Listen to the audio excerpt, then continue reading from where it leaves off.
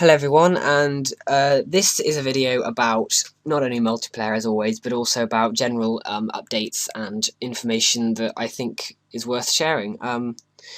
So today I have been quashing a bug which has been sort of the bane of my life the last 3 days. I only noticed it the other day when I was testing over the internet with someone, when we were testing for 7-day FPS, and it was really bad. It was sort of making everything unplayable. It was fine on my client actually, but everyone else was finding more than unplayable, but physically impossible to move.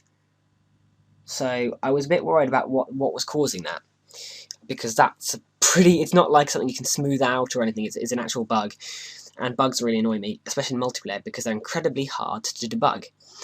So what I did is I set up a playtest with one of my friends, Joseph, and he helped me find. Well, he's been helping me find the bug. Now, the original bug that I had was actually related to the current bug that I have, and it's all to do with Delta updates. Now, Delta updates, as I've mentioned previously, they offer you better accuracy than using full snapshots, because they enable the client to receive the change over like 4 frames rather than from the start of the game, which could be thousands of Blender units from the starting point. So the further you get away from the world origin, the less accuracy you have with full updates, whereas with Delta updates you don't. So this is why I'm using Delta updates. However, they've been so complex, theoretically easy, but in terms of implementation they have been rather tricky. So the first bug I had, I'm going to have to explain the time step in order for you to understand how it works, and how the timeline of events happens. So firstly, assuming that at the start of the game the client's last received packet from the server is going to be 0 because it hasn't received anything, the server then knows to send the current position of each client to that user. Then and it also sends the current tick of the this is important. The server sends the current tick of the game on the server, and also the last tick it acknowledged the client as having acknowledged received. So if the client had received packet 5, it would contain the words the number packet 5. And it sends this to the client, and this is where it gets the delta between. So when it starts off, it will have the last received as 0, so it'll get the difference between 0 and now, which would be, let's say, 1000 Blender units, and send that to the client with 0 and 100, or whatever the current tick is on the server.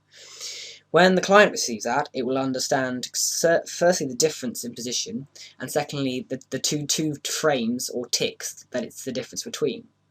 It will then look into its storage of packets and find the packet at the packet at time 0 and the packet at time 100.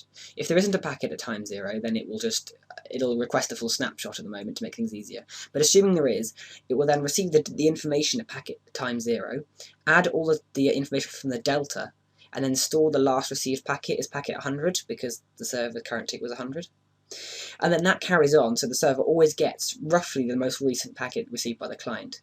That's how I've changed things now.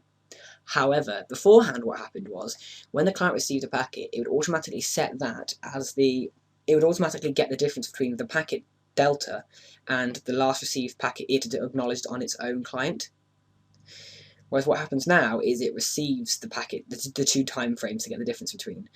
The problem was beforehand is that sometimes the client would receive 2 packets before the server had received the most recent delta, so the client would then add on positions to the wrong packets. If you didn't understand any of this before, all you need to know is that the client would add the right information to the wrong packets, and so you get position offsets being incredibly bad. And because delta is always added onto the last received packet, it gets really, really messy quite quickly with errors. Okay, that was the old error. The new error is based off a similar concept. Basically what happened is I was remote testing with Joseph, and I occasionally got errors in terms of positions where we thought we were wasn't actually where the server said we were, and the other person who wasn't getting the error could see that they were walking into a wall and thinking, what are you doing? Which is often me, actually. I could see the errors, but Joseph couldn't. But he knew that he was holding forward and wasn't able to move because the server wasn't letting him. Now, the reason that this happened took me, 2 days to finally find, and 3 days, 4 days to sort of think about. And the reason it was so tricky is because it was firstly hard to pin down where it was being caused, and then when you did pin down where it's being caused, to see why that was happening. I thought about it for a lot. I wrote down a list of everything that I knew was fact, and then I could look at anything that I wasn't sure about being fact and work out why that was the case, which is always a good way to start with debugging. Then when that couldn't work, that didn't work immediately. I started using print statements to print off all the data, but because of the nature of the Python console, you can only print off a certain amount of stuff before it loses it. So I had to start printing stuff to a file. That file proved pretty useful. I noticed a few bugs, but I wasn't sure why that was the case. And so, I took some time to think about why this was all happening. And I think I found the bug, and I'll show you why the bug is. If you were listening to me before, you'll realise how important these delta ticks are, the last received tick and the current tick of the server. So you'll see here what happens is, when you get a delta snapshot, the server is given the user requesting the snapshot, and that user has an attribute last tick, which means the last tick it was acknowledged to have received. So then, this is quite simple, you receive the last snapshot that the server sent at that tick number, and then the current snapshot at the current time. And then you can get the delta, or the difference between these two packets, as you do here. Current minus old, current rotation, I'm using a Euler angles, and then so on. Now, the issue is that this original loop, before I've modified it to fix the bug, looked like this. And if you notice me editing things, you'll probably know, if you're a programmer, what is happening.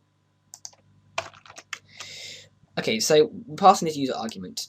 Now, if you don't look at this loop statement up here, and just look down here, you'll see it returns the user's last tick, which we got up here, and the user data. The problem is, when you have more than one client, this user could be a different user to the one that was requesting it, and because it sets it to this variable user, when it sends the user last tick down here, it could be a user resulting from this loop rather than from this delta snapshot requesting, which means that users are being sent the wrong tick numbers to the ones that they're getting deltas from, which caused huge sort of position errors. And that's why that all happened, and that was because it was such a trivial yet obscure abstract bug, it was very hard to pin down. So overall, it took a while to find out what was causing it. I'm just going to check how long I've been speaking for. 7 minutes, okay. My internet is incredibly slow at the moment since I've moved on to TalkTalk. I really want BT Infinity because it's 60 megasecond or something, 40 megasecond, rather than 4, which is a pain to upload on. So that's the error that I fixed, and it's been a lot of talking, so I won't do much talking much longer. The other thing I wanted to talk about was sockets and general debug practice. Sockets are the really low-level layer to networking, and most people don't spend much time with them because they are the easiest part of networking. The hardest part is packing the data and extracting the data, so once you've done that, you're alright. What do I call my socket? Okay, I call my socket up here, and I instance it in that block of code, and then I check for it down here. You'll see I've got a while loop, and before anyone says, oh my gosh, he has a while loop in the BGE, actually you can use while loops in the Blender game engine. The only time that they get into trouble is when you can't break out of them. Blender doesn't like it when you don't have any conditional check to see if it can break out of the error, because I think the reason this is that having an if statement will slow down that while loop just a little bit. The other thing that BG doesn't like is when you can't break out of it because you've made a coding error, and that is when you get freezing because you can't stop the loop. Now, the reason I'm using a while loop and not just this block of code on its own is because when you try and receive data using receive from on a socket, a non-blocking socket, it receives the most recent, or I think the first packet in the buffer, which will usually be the oldest one, I think. So if you send five packets to a socket in the space of one logic tick, it will have 5 packets waiting to be received. If you do that every logic tick, you'll end up getting 5 times as much data stored each time. Or sorry, another 5 packets each time will be left in that buffer. So you get a buffer filling up quite quickly. So using a while loop basically polls that socket until it's empty.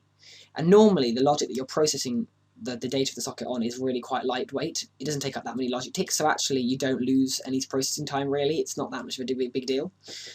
And so the lag that the virtual lag that you see because you're receiving very old packets is sort of removed or such.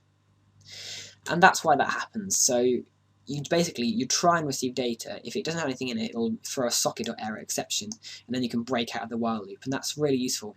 And I only really thought about this again recently was when I was testing out Martin Esch's implementation of head tracking in the BGE, because it was the only one that worked for me, and I realised he hadn't done that, and it was actually quite slow. The latency was really slow, so I fixed that hopefully, and that's all a bonus for me. So if I want to share it, I can share it if you want to. The only other thing to talk about is about debugging, and the importance is make a list of everything that you know should be working, and by should is working. Make a list of everything that you know is fact and fiction. Then, once you've defined fact and fiction, then look at what you've done to implement your fact and fiction and where it could be going wrong. I managed to isolate it down to the tick numbers of the packets quite quickly, but I wasn't sure quite where it was lying. If I'd had any more complex vector math going on, I could have been wondering if it was that for too long. But luckily it was just in a simple addition and subtraction, so I knew there couldn't be any errors there. And using your print statements is very helpful as long as they have logical names to them, so you don't end up seeing lots of squiggles in the console, which I tend to do once I get more angry and infuriated with my code. And that's basically it. So thank you very much for watching, guys. It's not the most interesting if you don't like my programming at all, but then why would you be watching my channel, to be honest?